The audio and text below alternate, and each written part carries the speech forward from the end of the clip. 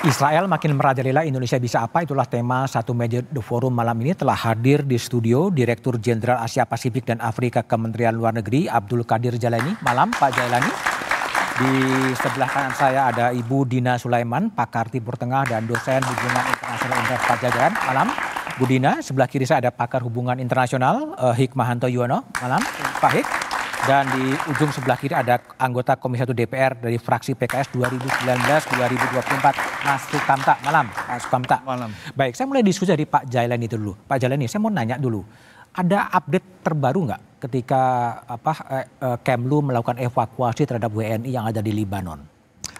Seperti telah diberitakan kemarin bahwa pemerintah Indonesia sudah berhasil secara keseluruhan Pak. Kita sudah mengevakuasi sekitar 61 orang. Dan 61 orang? 61 orang, yang kemarin itu ada 41 orang Pak, terdiri dari 2 flight. Ada 20 dan 21 orang, 2 kelompok. Dan yang masih tersisa kalau tidak salah ada 116 orang lagi di Libanon.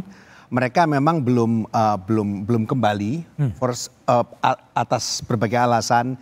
Misalnya mereka masih sekolah di sana, mereka berkeluarga di sana. Jadi masih ada sebagian WNI kita yang belum pulang, tapi yang pasti KBRI telah melakukan engagement dengan mereka dan berupaya untuk melakukan evakuasi secepatnya, Pak. Yang masih tersisa masih dalam kondisi yang aman? Semuanya dalam kondisi aman, Pak.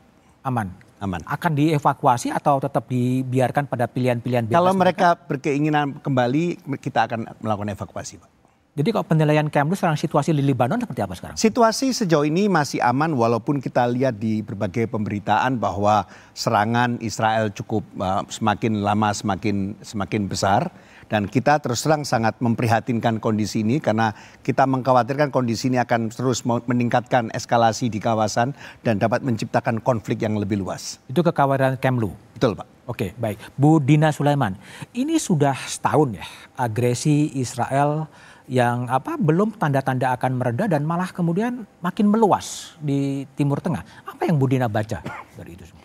Ya, yang pertama perang akan terus berlanjut selama suplai logistik juga terus berlanjut. Suplai logistik ya, senjata? Senjata. Dan 80% persenjataan Israel itu datang dari Amerika Serikat. Okay. Bomnya bahkan sampai bahan bakar jet tempurnya itu datang dari Amerika Serikat. Dan selama 1 tahun ini total Amerika Serikat itu sudah kasih uang ke Israel, bantuan militer ke Israel itu 17,9 miliar US dollar. Nah, selama ini terus berlangsung, ya Israel akan terus punya amunisi untuk melanjutkan perangnya di Timur Tengah dan bahkan melebarkan serangannya ke Libanon juga sampai ke Suriah. Nah, artinya memang perlu tekanan yang lebih keras ke Amerika Serikat supaya menghentikan ini seluruh logistiknya ke Israel. Dan sebenarnya dalam sejarah dulu di tahun 80-an ketika Israel menyerang Libanon, itu Presiden Reagan hanya dengan 1 telepon bisa menyuruh Israel berhenti. Ya, artinya sekarang sebenarnya Joe Biden kalau angkat telepon untuk meminta agar Netanyahu menghentikan perang bisa, karena memang kartu trufnya ada di Amerika Serikat, senjatanya ada dari mereka. Menurut Ibu, kenapa Joe Biden tidak berani melakukan memerintah kepada Netanyahu untuk stop war? Ini karena terkait dengan politik internal Amerika Serikat yang memang sangat didominasi atau dihegemoni oleh kekuatan lobby-lobby pro-Israel, antara lain misalnya AIPAC. Dan ketika Biden misalnya menjadi kandidat presiden, lalu anggota parlemen Amerika Serikat mencalonkan diri menjadi anggota parlemen gitu ya, para politisi, mereka kan butuh uang ya, butuh dana. Dan sebagian besar dana kampanye, sumbangan dana kampanye itu datang dari kelompok-kelompok lobbyis pro-Israel ini. Oke, baik. Prof. Hik, memang ada pepatah ya, civis pacem para bellum ya. Dan Netanyahu mengatakan bahwa serangan itu adalah bagian dari upaya pertahanan untuk menciptakan perdamaian. Gimana Anda melihat itu? Ya, kalau dari perspektif Netanyahu memang demikian. Dia ingin bahwa Gaza itu tidak lagi dimukimi oleh pejuang-pejuang Hamas. Bahkan anak-anak yang punya potensi menjadi pejuang Hamas 10-15 tahun yang akan datang, bahkan juga perempuan dibunuh.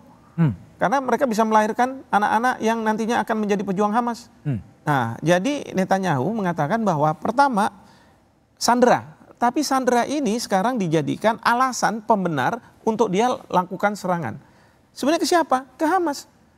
Bahkan rumah sakit, rumah ibadah diserang semua. Karena apa? Mereka mengatakan bahwa para pejuang Hamas ini bersembunyi di rumah sakit, di ini dan lain sebagainya. Anak-anak disuruh ini dan lain sebagainya. Nah, kemudian kita tahu masyarakat internasional, bahkan Presiden Macron baru-baru ini, beliau mengatakan apa? Ini sekarang kita harus embargo nih senjata ke Israel. Berani beliau mengatakan. Ya. Lalu si Netanyahu mengatakan apa? Shame on Macron, katanya dia bilang. Memalukan Macron itu. Karena apa? Karena mereka tidak tahu bahwa kita sedang membela diri. Kita kalau nggak melakukan serangan ini, kita justru diserang, kita dihabisi. Nah kan gitu dari perspektif Israel. Tapi kalau misalnya kita lihat dari perspektif Hamas, Houthi, dan kemudian Hezbollah, mereka mengatakan bahwa enggak, pokoknya selama Israel ada di sana, di tanah Palestina, mereka harus keluar. Ini bukan yang Fatah. Kalau yang Fatah kan bisa menerima two-state solution. Kalau ini enggak, mereka pokoknya harus keluar. Dan mereka ini didukung oleh Iran, dan kemudian orang banyak mengatakan bahwa ini proksi dari Iran.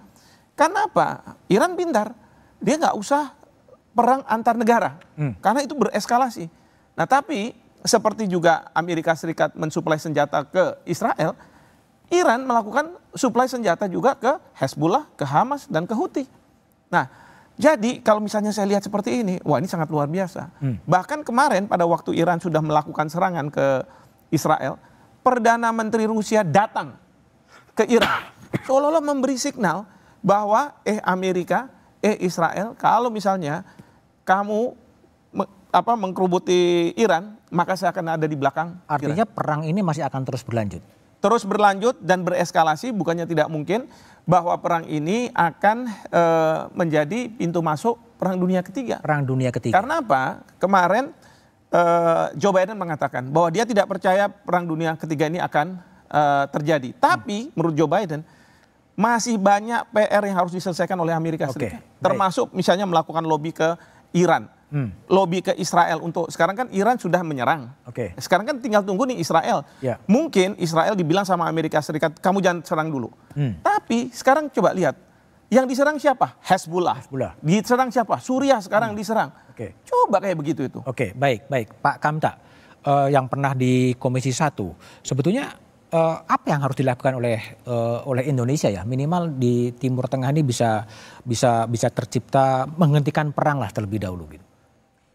Kalau kita lihat dalam 1 tahun yang dilakukan oleh Israel ini, dari tujuan taktis, hampir semua tujuan taktis serangan Israel ini gagal, tidak berhasil. Tapi Israel jalan terus karena ingin mencapai tujuan strategisnya. Tujuan taktisnya soal pembebasan sandera, menghapuskan Hamas dari Gaza, so far sampai sejauh ini tidak berhasil. Tetapi mereka jalan terus karena mereka punya tujuan strategis, ingin menghilangkan ancaman terhadap negara Israel. Jalur Gaza akan dibersihkan, Lebanon akan dibersihkan, negara yang menjadi ancaman seperti Iran akan dilawan gitu. Karena mereka membayangkan sisanya itu sudah tidak menjadi ancaman bagi Israel.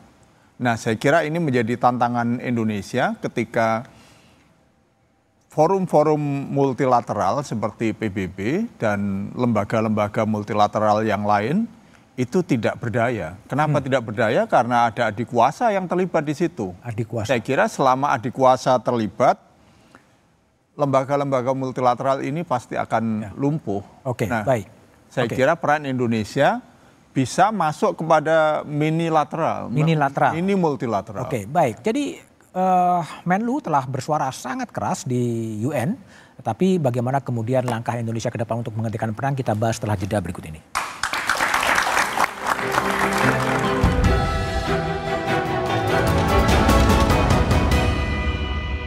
Setahun sudah serangan Israel terjadi di jalur Gaza. Israel bahkan memperluas operasi militernya, tak hanya di Palestina,